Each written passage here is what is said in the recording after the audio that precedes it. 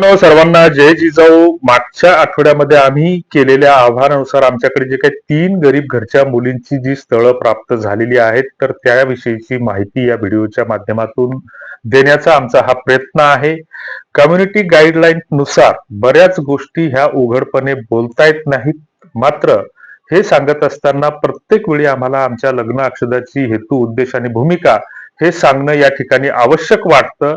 कारण समाजाला आम्ही या माध्यमातून फक्त हा जो आरसा आहे तर तो आरसा दाखवण्याचा प्रयत्न करतो. या माध्यमातून लग्न जुळतात किंवा आम्ही लग्न जुळवतो असा दावा आम्ही कुठेच करत नाही किंवा कुठल्याच गोष्टीसाठी कुणालाही पैशाची मागणी आम्ही करत नाही. ही गोष्ट पहिल्यांदा ध्यानात घ्या. गेल्या 6 वर्षापासून मराठा लग्न अक्षदा हा एक केवळ आणि केवळ सामाजिक प्लॅटफॉर्म आहे. आपण जी संस्कृती परंपरा या हिशोबाने किंवा या अंगाने जे काम करतो, तर त्याच्यामध्ये संस्कृतीचा अभिमान सांगत असताना पानपोई लावणं ही आपली संस्कृती आहे आणि त्याच पाण्याचा व्यापार करणं म्हणजे हा एक प्रकारचा बाजार आहे. मग तुम्हाला पानपोई लावून पुण्य कमवायचं की त्या पाण्याचा व्यापार करायचा, हे ज्याचं त्यानं ठरवलं पाहिजे. पाप पुण्याच्या संकल्पनेवर आपण जगत असताना, वागत असताना पाप कशामध्ये आहे आणि पुण्य कशामध्ये आहे हे आपल्याला ओळखता आलं पाहिजे. तेव्हा या माध्यमातून आमचा हा व्हिडिओ जर दलाल लोक पाहत असतील, लोकांच्या फसवणुकीच्या उद्देशाने आमच्या प्लॅटफॉर्मवर आलेले असतील, तर त्यांना आमचं हेच सांगणं असेल की फसून फसून किती लोकांना फसवणार. हे पुण्याचं काम आहे. परस्पर सहजीवनाचं नातं जोडून देणं, दोनाचे चार करणं किंवा कोणाचा वेल मांडवावर घालणं हे अतिशय पुण्यकर्म आहे असं आम्ही मानतो. तुमचा वेगळा विषय असू शकतो. मात्र या दलालांनी फसून फसून किती लोकांना फसवणार. उद्या जर तुमच्या अवलादी दारुड्या निघाल्या तर त्या फसवणुकीचा काही फायदा होणार नाही, हे आम्ही सातत्यानं सांगत असतो. तर असो, जी काही आम्हाला 3 स्थळं आलेली आहेत, तर त्या स्थळाबाबत आम्ही सुरुवातीला सांगितलं की बऱ्याच गोष्टी आपल्याला सार्वजनिकपणे बोलता येत नाहीत. मात्र पहिली जी मुलगी आहे तर ती दिसायला सर्वसाधारण आहे. तिची उंची जेमतेम 5 फूट 2 इंचापर्यंत आहे आणि दुसरी जी मुलगी आहे तर त्याच भागातील आहे. त्या 3 बहिणीच आहेत आणि 3 बहिणीपैकी तिची जी काही सगळ्यात शेवटची लहान मुलगी आहे तर तिचं शिक्षण हे ग्रॅज्युएशन पर्यंत झालेलं आहे. मुलगी दिसायला बऱ्यापैकी चांगली सुंदर आहे आणि त्या मुलीचा स्वतः प्रत्यक्ष आम्हाला फोन आला होता. तिला भाऊ वगैरे कोणी नाहीये आणि तिनं सांगितलं की आम्हाला एखादं स्थळ जर असेल तर आमच्या भागातील आम्हाला सुचवा. सुचवल्याच्या नंतर ते पडताळणी करतील.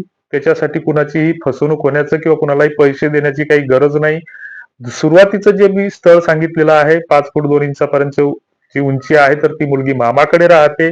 प्रत्यक्ष मामाचा तिच्या फोन आला होता आणि त्यांनी सांगितलं की आमच्या भागातलं जर तसा आम्ही तर शोध घेतोय, परंतु तुमच्याकडे जर एखादा आमच्या भागातील एखादं स्थळ असेल तर त्याचा बायोडाटा आमच्याकडे पाठवा.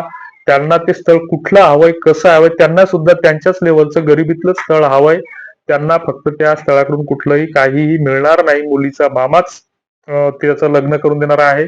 मात्र तिच्या जबाबदारीच्या हिशोबाने जसं एखादी अनाथ आश्रमातली मुलगी असेल तर तिची पडताळणी करून हमी घेतली जाते लेखी की त्या गावातील लोक तिला कुठलाही त्रास देणार नाहीत किंवा तिला स्वीकारण्यास तयार आहेत. त्या ग्रामपंचायतचा ठराव घेतला जातो. त्या घराची कुटुंबाची सुद्धा पडताळणी केली जाते. तर त्या पद्धतीनं जर तिची जबाबदारी स्वीकारणारा जर एखादं कुटुंब असेल, कारण तिथे पैसे द्यायची काही कुणाला गरज नाहीये. मात्र जसं मागच्या 3-4 महिन्याच्या आधी एक लग्न आमच्या ग्रुपच्या माध्यमातून जुळलं की त्या मुलानं स्वतःहून त्या बायोडाटा खाली टाकलं होतं की मी जर कोणी गरीब घरची मुलगी आमच्यासोबत लग्न करायला तयार असेल तर तिच्या नावाने आम्ही 1 एकरभर वावर लिहून द्यायला किंवा करून द्यायला तयार आहोत. त्याच्याकडे असलेल्या एकूण 2 एकर शेतीपैकी ते लग्न महिन्याभरानंतर जुळलं. त्यांचा फोन आला होता. दुसरीकडे आमचं वारंवार सांगणं असतं की कुठल्याही दलालाला पैसे देऊ नका. एखादा जर ओळखीचा माणूस 100, 500, 200 रुपये मागत असेल तो भाग वेगळा, परंतु 50,000 रुपये दलाली द्या, मुलीला 1.5 लाख रुपये द्या, याला अजिबात अशा नादाला लागू नका. हे फक्त फसवणुकीचे दालन आहेत. दररोज अशा फसवणुकी होत आहेत.